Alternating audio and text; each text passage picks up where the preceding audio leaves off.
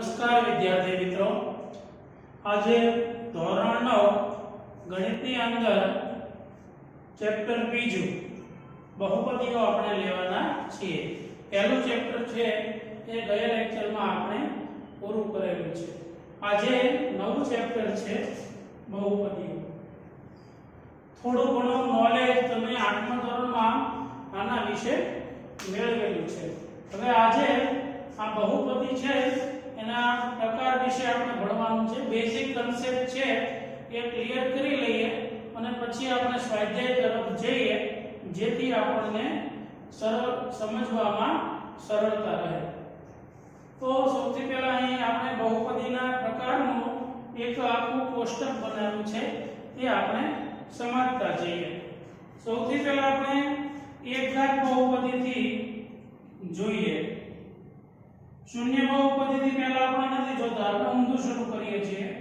એકઘાત બહુપદી, તો એની વ્યાખ્યા શું છે? તો એની વ્યાખ્યા છે જે બહુપદીની ઘાત 1 હોય તે બહુપદીને એકઘાત બહુપદી અથવા તો સુરેખ બહુપદી પણ કહેવામાં આવે છે. એનું વ્યાપક સ્વરૂપ કેવું છે? તો એનું વ્યાપક સ્વરૂપ છે p(x) બરાબર ax + b. આપણે એને ઉદાહરણ તરીકે લખવું હોય તો ધારો કે 2x + 3 આ p(x) આ બહુપદી આગળ આપણે લગાડી શકીએ. તો જે 2x + 3 છે, તો x ઉપર કાંઈ ન હોય એટલે 1 તો હોય જ તે, એટલે 1 આપણે ઉપર લખતા નથી. તો આ બહુપદીની ઘાત છે એ 1 કહેવાય. તો આવી જે બહુપદી છે એને એકઘાત બહુપદી કહેવાય અથવા તો એને સુરેખ બહુપદી પણ કહેવાય. ધારો કે બીજી બહુપદી લેવી હોય તો આપણે p ની જગ્યાએ q, આને q(x) બોલાય, આને p(x) બોલાય. ધારો કે 5x + 7 અથવા બીજી કોઈ બહુપદી લેવી હોય તો 3y + 6 કે 8. આવી રીતે ટૂંકમાં એક ચલ હોય અને એની ઉપર એક ઘાત હોય એવી બહુપદીને સુરેખ બહુપદી અથવા તો એકઘાત બહુપદી કહેવાય છે.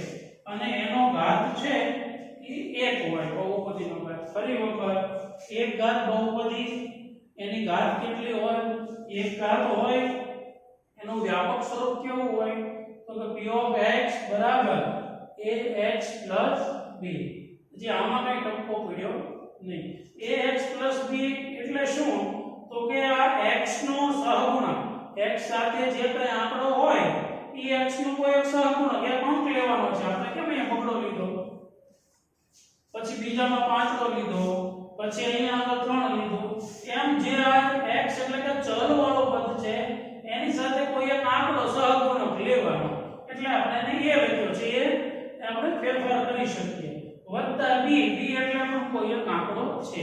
એટલે a અને b છે એ કોઈ આંકડાકીય પદ બતાવે છે, અચલ પદ બતાવે છે.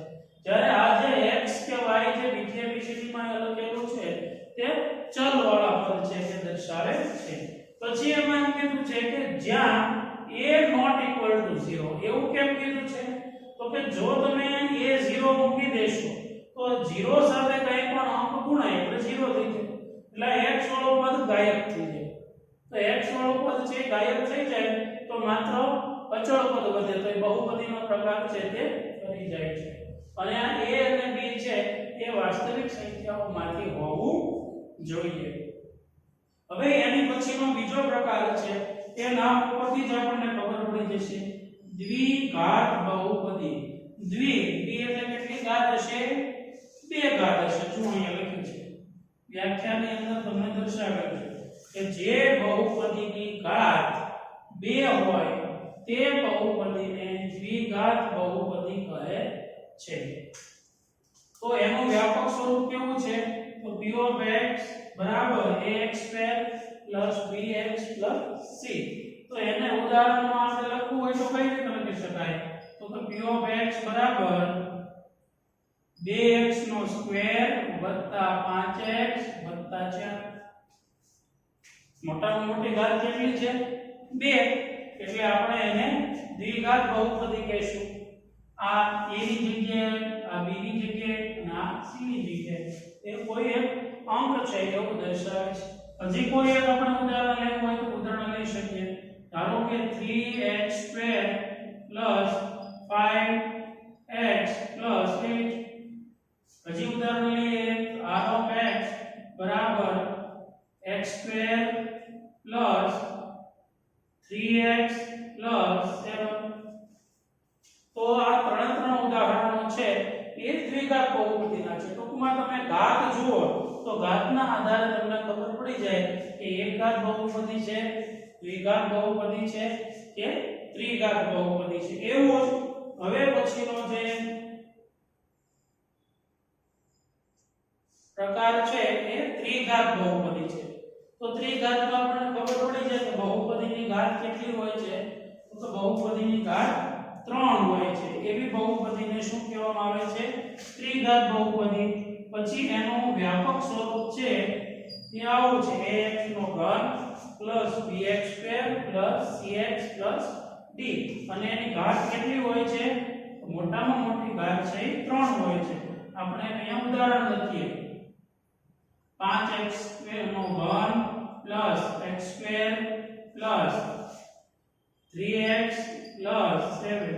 આ છે એ ત્રિઘાત બહુપદીનું એક ઉદાહરણ છે. આવા બીજા ઉદાહરણો પણ લખી શકાય. તો આગળ જેમ જેમ આપણે દાખલો ભણતા જઈશું તેમ આપણે તમને આ બહુપદીના પ્રકાર વિશે ખબર પડશે.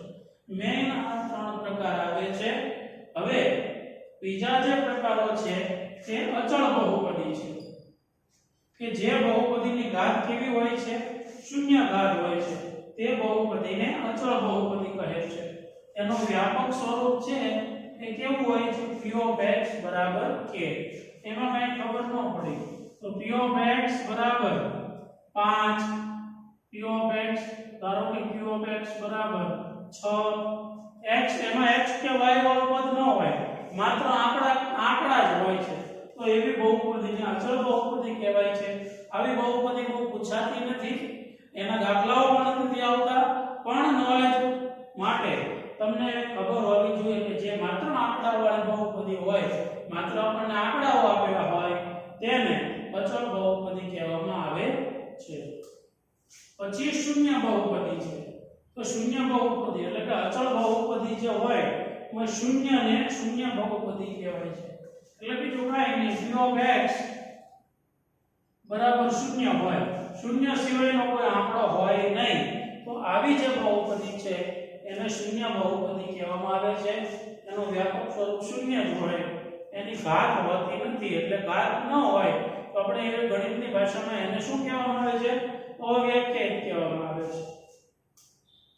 પછી આ 0 ઘાત વાળો આપણે જોઈ લીધું, એને શૂન્ય બહુપદી કહેવાય. 1 ઘાત વાળો હોય એને એક ઘાત બહુપદી અથવા તો સુરેખ બહુપદી. પછી 2 ઘાત વાળો હોય તેને શું કહીશું? દ્વિઘાત અને ત્રિઘાત. આ ત્રણેય આ જે પ્રકારો છે એ 5 પ્રકારો આપણે જેમ જેમ આગળ દાખલા ગણીશું એમ આપણને ઉપયોગી થશે. હવે નેક્સ્ટ જોઈએ. સ્વાધ્યાય 2.1 એનો પહેલો પ્રશ્ન છે: નીચે આપેલી બહુપદીઓ પૈકી કઈ બહુપદી એક ચલ વાળી છે અને કઈ બહુપદી એક ચલ વાળી નથી? તમારા જવાબ માટે કારણ આપો.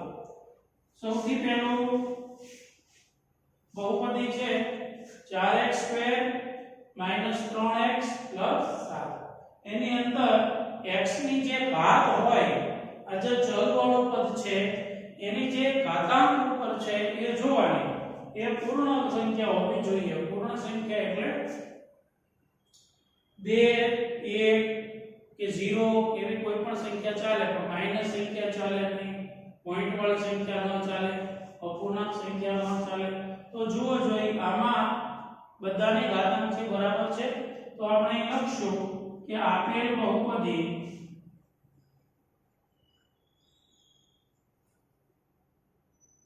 એક ચલ વાળી છે.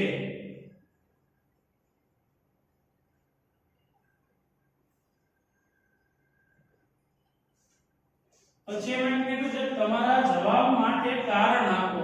હંમેશા કારણ કીધું કે બહુપદી છે તે એક ચલ વાળી છે, તો આપણે લખશું કારણ કે આપેલ બહુપદીના ચલના ઘાતાંક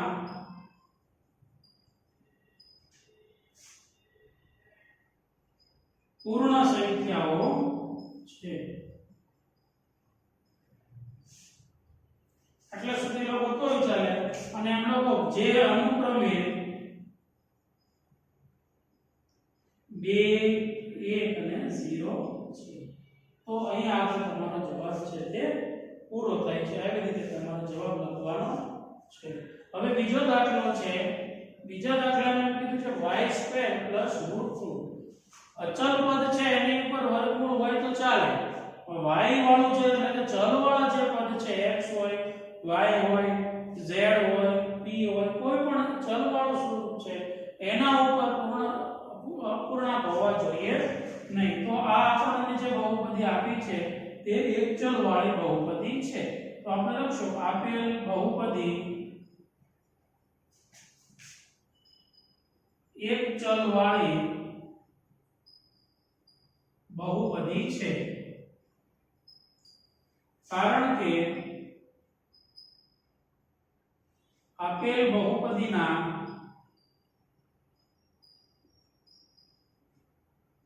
ચલના ઘાતાંક પૂર્ણ સંખ્યા છે। અહીંયા તમારો જવાબ છે તે પૂરો। હવે ત્રીજી સંખ્યા જોઈએ, તો એમાં 3√2 આ રૂટ જે છે t, એટલે રૂટ એટલે કેટલી ઘાત કહેવાય? 1/2, 1/3 ઘાત કહેવાય। તો અહીં ચલ તરીકે આપણને t આપેલો છે, પણ એની ઘાત કેટલી છે? 1/2 ઘાત છે, રૂટ વાળું છે, એટલે આ બહુપદી એક ચલ વાળી બહુપદી કહેવાય નહીં। તો અહીં આપણે લખશું કે આપેલ બહુપદી એક ચલ વાળી બહુપદી નથી, કારણ કે આપેલ બહુપદીમાં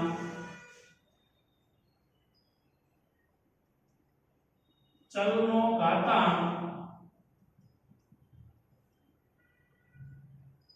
1/2 છે। હવે ત્રીજો દાખલો છે એનો જવાબ જોઈએ,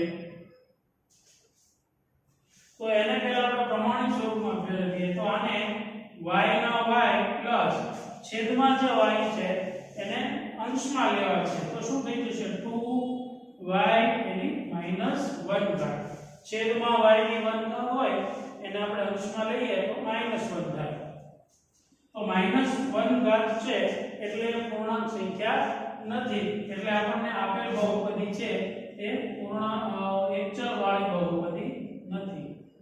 આપેલ બહુપદી એક ચલ વાળી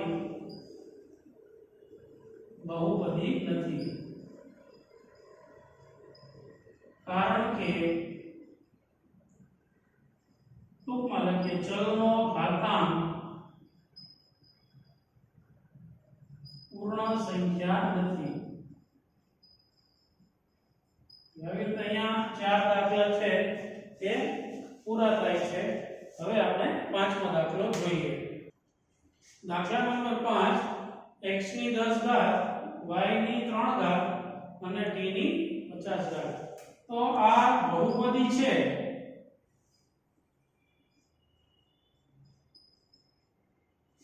પણ આમાં એક ચલ નથી, આમાં 3 ચલ છે, અને દરેકમાં પાછી ઉપર પૂર્ણ સંખ્યા છે, એટલે આપણે એમાં લખશું કે બહુપદી છે પરંતુ ત્રિચલ વાળી બહુપદી છે। માં એક ચલ નથી, એક x છે, બીજો y છે અને ત્રીજો t છે। દરેકના ચલનો જે ઘાતાંક છે એ પછી પૂર્ણ સંખ્યા છે, તો લખશું દરેક ચલનો ઘાતાંક પૂર્ણ સંખ્યાઓ છે। અહીંયા પાંચમો દાખલો છે તે પૂરો થાય છે અને પહેલો પ્રશ્ન પૂરો થાય છે. પ્રશ્ન નંબર 2, નીચેનામાં x² નો સહગુણક લખો. બહુપદીની અંદર જે x² હોય એ પદનો આપણે સહગુણક લખવાનો છે. આપેલ બહુપદીની અંદર આ x² વાળું પદ છે, એની આગળ એક પણ આંકડો નથી, તો એક પણ આંકડો ન હોય એટલે આપણે કેટલા સમજીએ છીએ? 1 સમજીએ છીએ. તો અહીં આપણે લખશું એનો સહગુણક છે એ 1 થાય. તો x² નો સહગુણક 1 છે. દાખલાના જવાબ બહુ ટૂંકા છે અને બહુ સહેલા દાખલાઓ છે. એવી જ રીતે બીજા દાખલાની અંદર x² છે એની આગળ સહગુણક તરીકે 1 છે, પણ માઈનસ નિશાની છે એટલે આપણે માઈનસ નિશાની હોય તો -1 આપણે લખીશું. તો અહીં લખશું કે x² નો સહગુણક -1 છે. માઈનસ નિશાની હોય તો ખાસ દર્શાવવાની, પ્લસ નિશાની હોય તો દર્શાવવાની જરૂર નથી. દર્શાવો તો ખોટું ન પડે, પણ ન દર્શાવો તો ચાલે. પણ માઈનસ નિશાનીમાં ન દર્શાવો તો ન ચાલે, એમાં તો ફરજિયાત દર્શાવવું જ પડે. હવે દાખલા નંબર 3, એમાં x² વાળું પદ છે એની સાથે આગળ સહગુણક તરીકે π/2 છે. તો આપણે લખશું કે x² નો સહગુણક π/2 એટલે કે π/2 છે. ચોથો દાખલો છે એમાં x² વાળું પદ નથી. જુઓ √2x - 1 એમાં x² વાળું પદ છે જ નહીં.